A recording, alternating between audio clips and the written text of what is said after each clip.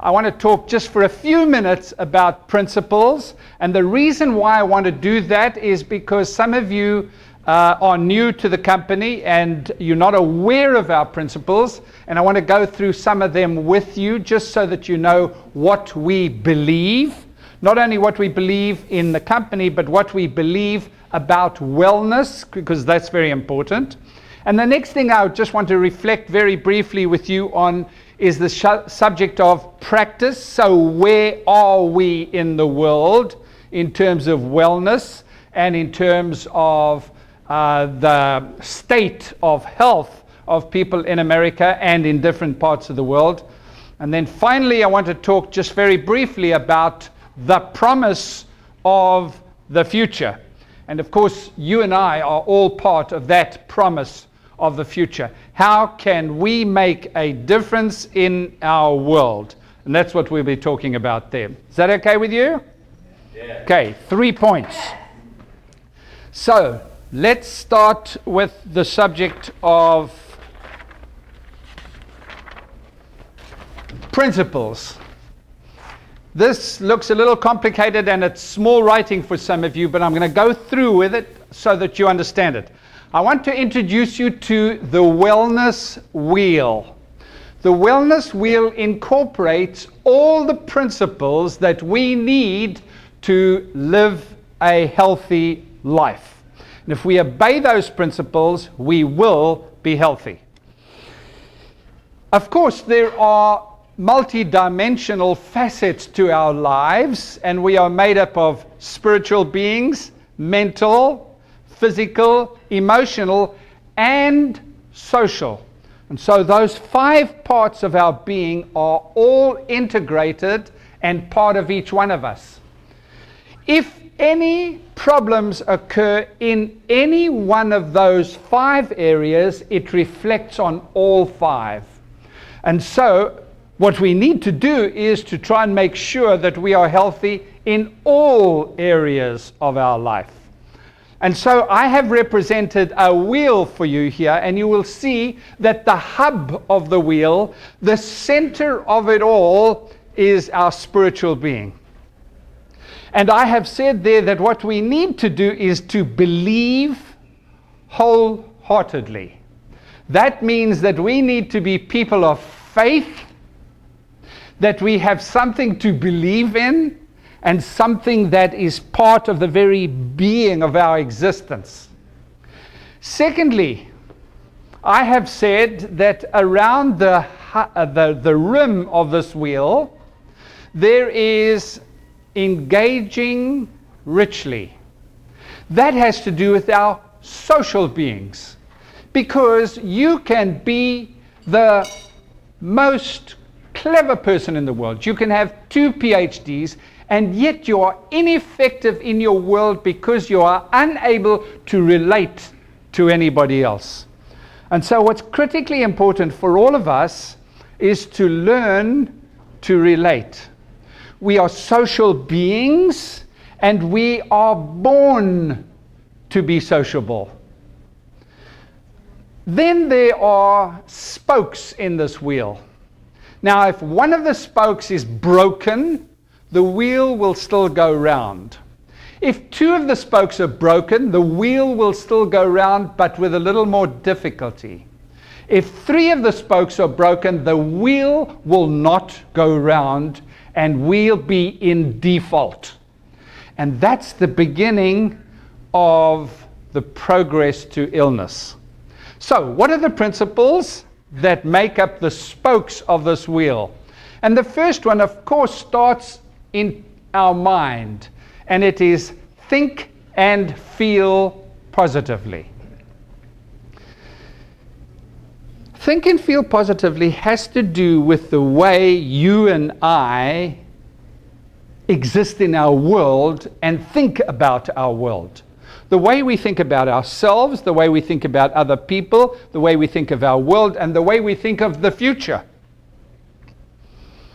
You see, there is an integration between the way we think and our health in general. So it is the positive people in the world that are generally the healthiest.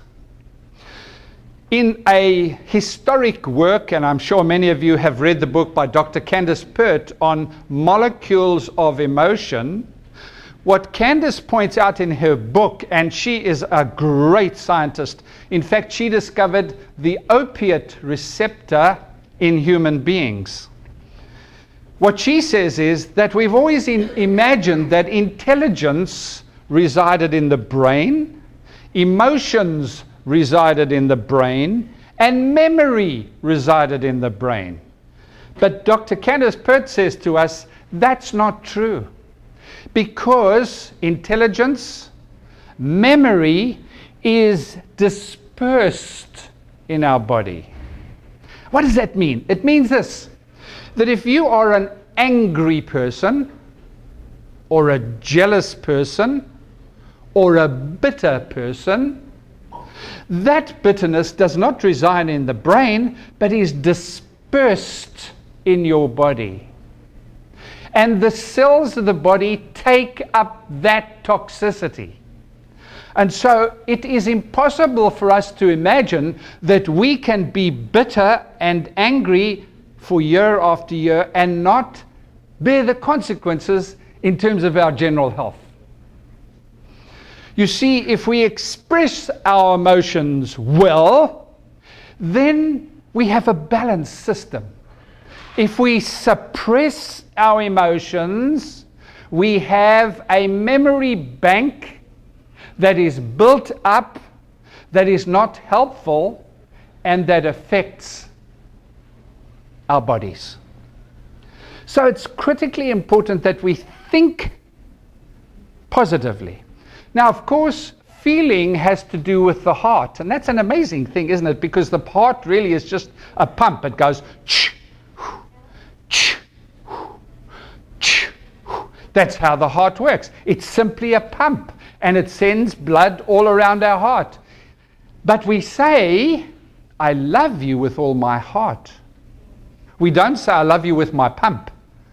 We say, I love you with my heart. The reason why we do that is because we know that the heart is the center of affection and emotions. And our emotions determine which hormones are going to be released in the body which have an effect on our heart. So if we release endorphins, it's going to make us happy and well. If we are stressful and we produce cortisol, it's going to make us stressed and unhappy. And so it's important that not only do we think positively, and we wake up every morning and give ourselves a talking to and say, today is a great day.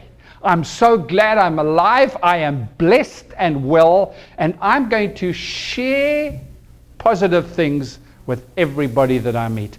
I'm going to encourage. I love that verse in Romans 12 that says, if you have the gift of encouragement, encourage. Duh. That's profound, isn't it? We need to encourage all the people we come in contact with. So, think and feel positively. Secondly, we need to eat and drink wisely. Now, we don't have time to go into all of these in great detail tonight, but there are fascinating elements here that we could spend hours and hours and hours on. And I'm just going to skim through it very, very quickly. One of the things that's interesting about our brain is that it contains 100 billion neurons. Now, each one of those neurons has about 1,000 docking sites.